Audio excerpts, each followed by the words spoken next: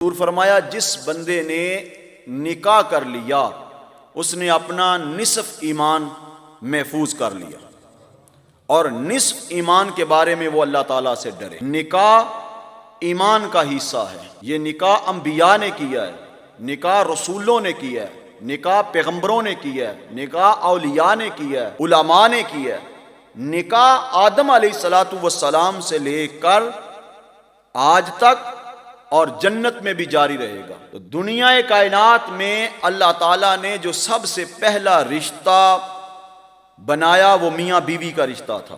حضور علیہ السلام نے ارشاد فرمایا 5 چیزیں مرسلین کی سنت میں سے ہیں۔ کون کون سی؟ الحیاء والحلم والحجامۃ وتعطر والنکاح۔ حضور نے فرمایا پہلی چیز حیا، دوسری چیز حلم، تیسری چیز حجامہ، چوتھی چیز عطر لگانا، اور 5ویں چیز نکاح کرنا۔